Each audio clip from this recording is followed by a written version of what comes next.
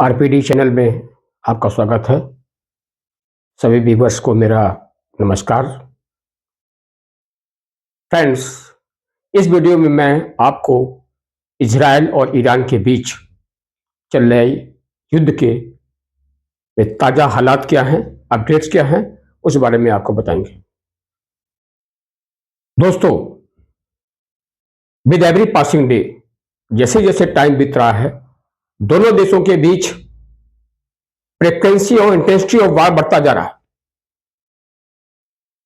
Attacks की तीव्रता और नंबर ऑफ अटैक्स एक दूसरे कंट्री के बीच बढ़ते जा रहे हैं। दोस्तों, कल ईरान ने अपने सिजल मिसाइल से इजराइल पर अटैक किया। सिजल मिसाइल एक ईरान का ब्रह्मास्त्र है जिसकी स्पीड 17,000 किलोमीटर प्रति घंटे की है और 2,500 इसकी मारक क्षमता है। और आपको हैरानी होगी कि इस एक मिसाइल को भी इजराइल इंटरसेप्ट नहीं कर सका। इस इजराइल ने जाकर के टेल अवीव में वो बर्बादी की है कि सभी लोग बदहवास होकर के इधर उधर घूम रहे थे और सिविलियन इंफ्रास्ट्रक्चर को भी बहुत बर्बाद कर दिया। दोस्तों, अंदाज लगाओ कि एक मिसाइल ने इतना जो है वहां पर बर्बादी की है। अगर बैक टू बैक कई मिसाइलों को छोड़ दिया गया होता तो वहां पर क्या मंजर होता, आप अंदाज लगा सकते हो।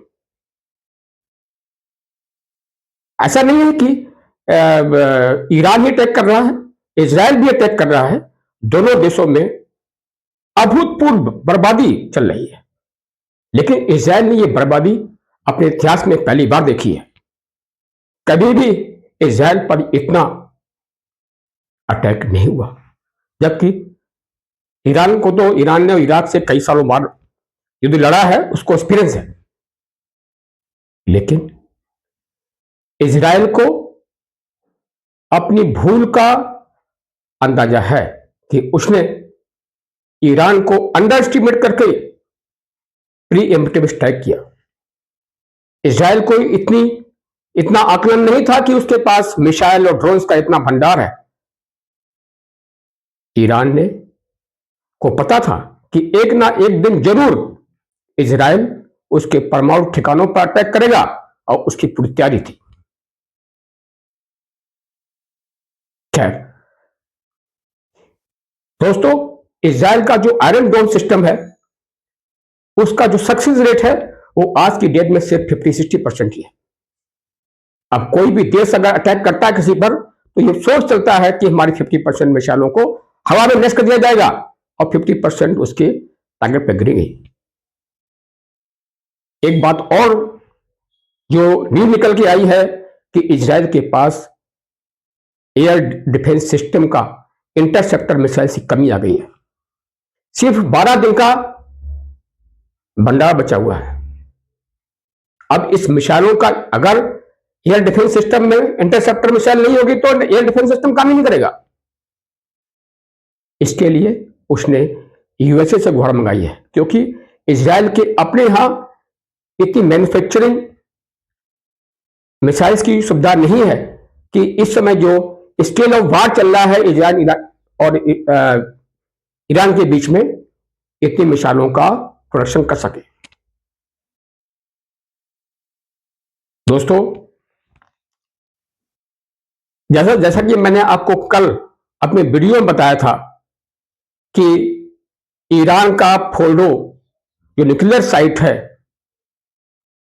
उसमें अभी तक कोई भी, इजराइल ने कई बार अटैक करने के बावजूद भी उसको उस हद तक क्षति नहीं पहुंचाई और इजराइल की क्षमता भी नहीं है। यूएसए ने आज खुलेआम कह दिया कि इजराइल के न्यूक्लियर साइट्स को डिस्ट्रॉय करने के लिए इजराइल के पास क्षमता ही नहीं है, क्योंकि वो दोनों इतने माउंटेन में, पर्वत में इतने अंडरग्राउंड बने हुए हैं, करीब 400 फीट गहराई में बने हुए हैं और उस हद तक भेजने के लिए इजराइल के पास कोई मिसाइल नहीं है, कोई बॉम्ब नहीं है। दोस्तों, मैंने कल अपने वीडियो में बताया था कि उस हद तक न्यूक्लियर सैट्स को भेजने के लिए JBU-57 बॉम्ब चाहिए, बंकर बस्टर बम चाहिए, जो यूएसए के पास है। अब दूसरी बात यह है कि इस बॉम्ब का जो वजन है वो 13,600 केजी है, मतलब 14 टन के आसपास है। इतने भारी बम को उस साइट पर ले जाने के लिए इजरायल के पास कोई व्यवस्था नहीं है, तो इसको वहां पर ड्रॉप करने के लिए यूएसए के B-2 बॉम्बर ही चाहिए। अगर B-2 बॉम्बर से उन बम्स को वहां गिराया गया तो यूएसए का डायरेक्ट इन्वॉल्वमेंट हो जाएगा, जो यूएसए इस समय नहीं चाहता। बिना यूएसए के इन्वॉल्वमेंट हुए ईरान के परमाणु साइटों का डिस्ट्रक्शन संभव नहीं, जो कि यूएसए और इजराइल का मेन रीजन है उसको उस पर अटैक करने का। दोस्तों, मैं आपसे एक प्रश्न करता हूं कि इजराइल और ईरान के बीच जो युद्ध चल रहा है, कि आपने क्या चीज देखी जो दोनों देशों को अलग करती है? दोस्तों, मैं आपको बताता हूं, ईरान में इंटेंट है और विल पावर है। इजराइल से ज्यादा विल पावर, इंटेंट ईरान के लोगों में है। आपने देखा होगा कि जो इजराइल में जो ईरान ने अटैक किया, इजराइल के लोग देश छोड़ के भाग रहे हैं, पड़ोसी देशों में जा रहे हैं। उनके अंदर पेशेंस नहीं है, अपने देश का साथ देने का उनके हिम्मत नहीं है। जबकि ईरान में आज तक की डेट में कोई भी ईरानियन अपना देश छोड़ के नहीं गया, क्योंकि उनको अपने देश से प्यार है, उनके अंदर देशभक्ति है, वो अपने देश के लिए लड़ना चाहते हैं। दोस्तों, इस सभी को पता है कि इजराइल की ईरान की जो टेक्नोलॉजी है, वो टेक्नोलॉजी पश्चिमी देशों की तुलना में उतनी अच्छी नहीं है। ईरान जानता है कि अल्टीमेटली ईरान का बहुत नुकसान होना है, और अगर सभी पश्चिमी देश इकट्ठे हो जाएंगे तो ईरान को अल्टीमेटली सरेंडर करने के अलावा और कोई रास्ता नहीं है।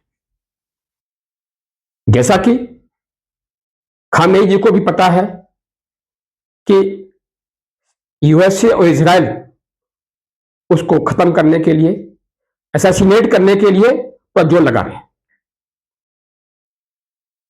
ईरान ने भी अपने स्लीपर सेल्स एक्टिव कर दिए हैं।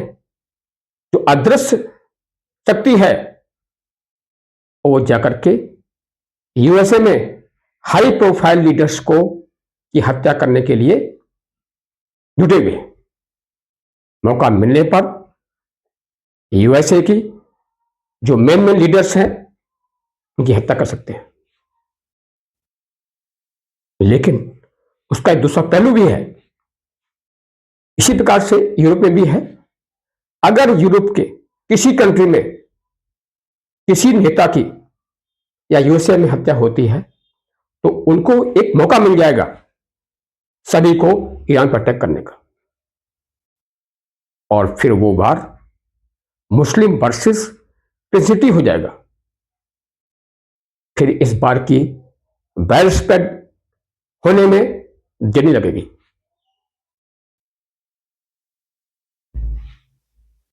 ट्रंप साहब ने अभी कहा था, कल की बात है, कि मुझे 15 डेज का टाइम चाहिए इजराइल ईरान को वार देखने में कि ये वार कहां तक जाता है। लेकिन मैं कहता हूं 15 डेज की बात तो बहुत दूर की बात है, 3-4 दिनों में ही यूएसए का इन्वॉल्वमेंट हो जाएगा। जिस प्रकार से इजराइल में तबाही चल रही है, बैक टू बैक मिसाइल्स, एक से एक नए वेपन्स आ रहे हैं और इजराइल में अटैक हो रहा है, और इजराइल भी ईरान पर अटैक कर रहा है, उसको देखते हुए कोई और दूसरा ऑप्शन नहीं है, नाटो कंट्रीज का इसमें इन्वॉल्वमेंट हो जाएगा। अगर नाटो कंट्रीज का इन्वॉल्वमेंट हो गया तो जैसा कि चाइना, रशिया, नॉर्थ कोरिया ने पहले बोल रखा है कि अगर इस प्रकार से इन्वॉल्वमेंट होता है तो ईरान का साथ देंगे, और उसमें मिडिल ईस्ट का जो पोजीशन है बहुत ही बर्बादी की तरफ चला जाएगा। दोस्तों, अभी 2-3 घंटे पहले इजराइल ने ईरान के खुजिस्तान प्रांत पर बहुत भीषण हमला किया हुआ, ऑयल रिफाइनरी पर बहुत भीषण हमला किया हुआ। इजराइल ने दावा किया है कि इन हमलों से ईरान का बहुत नुकसान हुआ। वहां पर जो मिलिट्री एसेट्स थे, जो एनर्जी इंफ्रास्ट्रक्चर थे, उनको काफी नुकसान हुआ। इसके अलावा आज ही इजराइल ने ईरान के फोर्डो न्यूक्लियर साइट पर बहुत जबरदस्त बमबारी की है। बमबारी करने के बाद वहां पर उस एरिया के आसपास भूकंप के झटके महसूस किए गए।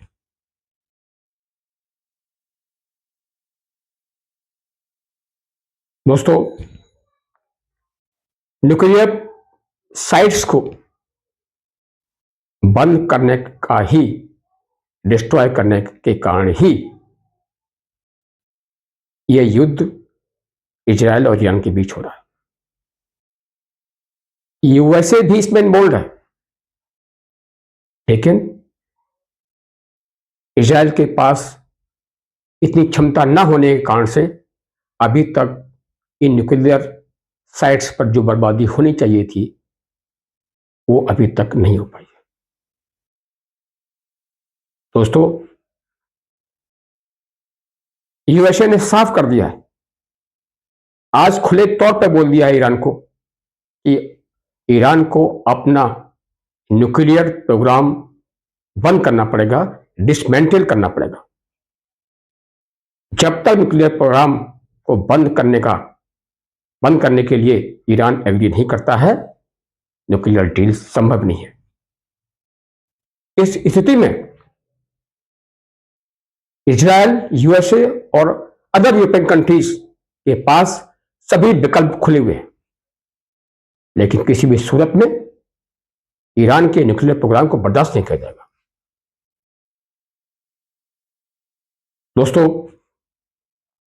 देखते हैं कि यह युद्ध क्या मोल लेता है, इस युद्ध का अंत कैसे होगा, टाइम बताएगा। अगर आपको ये वीडियो लाइक किया हो तो इसको शेयर करें, सब्सक्राइब करें, मेरी बहुत हेल्प होगी। जय हिंद,